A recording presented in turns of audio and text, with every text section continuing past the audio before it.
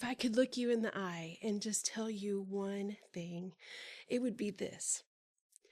The Bible isn't just information or instruction, it's an invitation to relationship.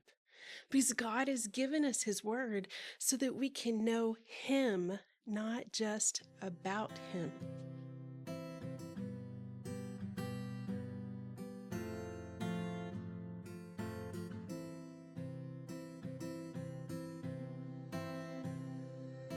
Hey there, friend, and welcome. I am so glad you're here. And we're actually in a special season right now of Beneath the Fig Tree, both the podcast and YouTube channel, and it's called the 119 Bible Bootcamp. And right now, we're actually mapping the terrain together. In the last two episodes, we took some time to look at the lay of the land, to see how the Bible is structured, and then to trace the big story that runs all through Scripture. Today, we're actually going to shift our focus a little bit and actually a little bit closer to home. So before we set out on this big adventure of studying and engaging the Word, it helps to just pause a bit and map out our own personal landscape. It's the thoughts, the expectations, and the mindsets that we're bringing with us when we sit down to read the Word. Because how you approach the Bible often shapes what you'll see when you read it. So why does mindset matter? Well, have you ever opened your Bible and you felt that pull? You wanted to connect with God, but you also felt unsure of where to begin or how to make sense or make any of it feel meaningful to you. Well, the way that we come to the Bible, our mindset, has so much power. And if I could look you in the eye right now and tell you just one thing, it would be this. The Bible isn't just information, and it's not just a set of instructions. It's actually an invitation to relationship. Because God has given us His Word so that we can know Him, not just about Him. So what you expect to find shapes what you notice. What you believe is possible, it actually affects how you show up. And what you trust that God wants to do will open your heart or can close it off. When we pause to notice our expectations, we can actually start to see which ones are helping us grow and then which ones might actually be getting in the way and holding us back just a little bit. And so that's why it matters to get honest about the mindsets that we carry. And remember, friend, there is no shame here, just an opportunity to notice and to let God meet you with grace. So here are some of the more common ones that can actually keep us stuck and the truths that can maybe set us free. So the first one is the checklist mentality.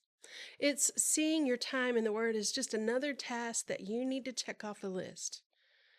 And maybe you feel like you're just doing it because you're supposed to, because that's what good Christians do, or because you'll feel guilty if you don't. So here's the truth.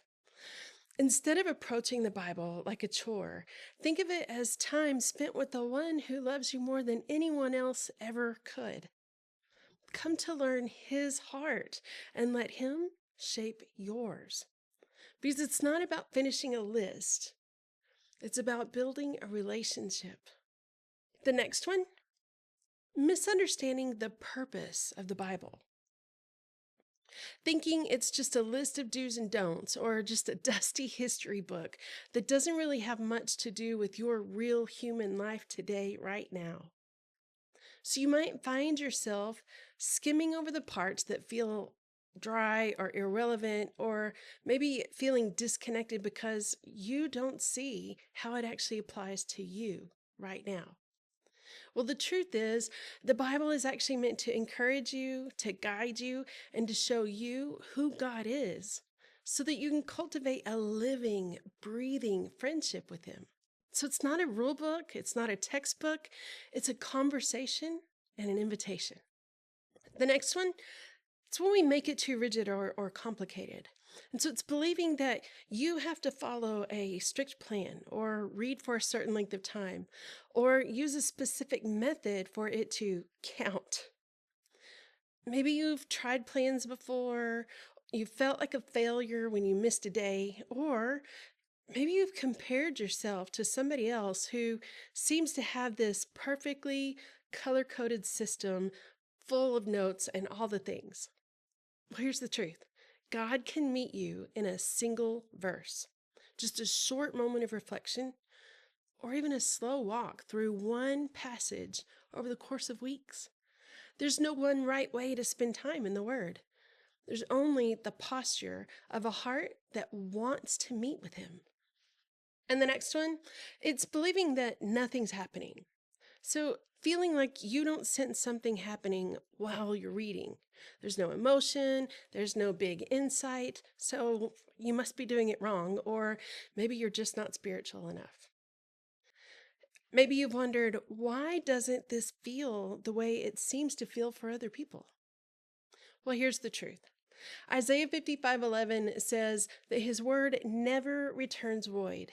Even when you don't feel it, He is planting seeds that will grow in time. So sometimes the most lasting transformation happens quietly and under the surface. So then the next one is comparison. And oh my goodness, the comparison. It's believing that everybody else is hearing from God more clearly than you, or they're just getting so much more out of their personal Bible time than you are. So you might be scrolling through social media and you just see somebody with her Bible full of highlighting, notes in the margins, and stuffed with bits of paper and post-it notes, and think, she's so much further along than I am. Or, why can't I see what she sees? Well, here's the truth: God isn't measuring your journey against anyone else's. He delights in the way He made you to connect with the Word. Your relationship with Him, it's personal, and He honors every honest step that you take. As you think about your own mindset, friend, please hear me. This isn't about piling on more guilt or thinking that you have to be perfectly put together before you show up to spend time with God. It's simply an invitation to take some time to notice what you're carrying and to know that He's already delighted to meet you exactly as you are.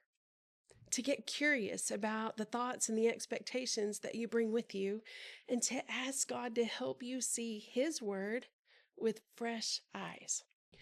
Psalm 119:18 says, "Open my eyes that I may see wonderful things in your law." Friend, that is my prayer for you and for me. That as we keep going, God will open our eyes to the treasures that He's placed in every single page of Scripture.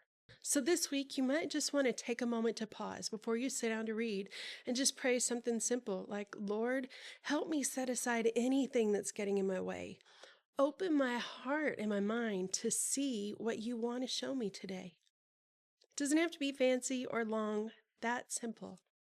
So as you head into your time in the Word this week, give yourself permission to let go of those old mindsets. You don't have to earn your place at the table. You don't have to have it all figured out. Just come with a heart that's willing and trust that God will meet you right there. And if you'd like a little extra support, I have created a free printable reflection guide that you can download.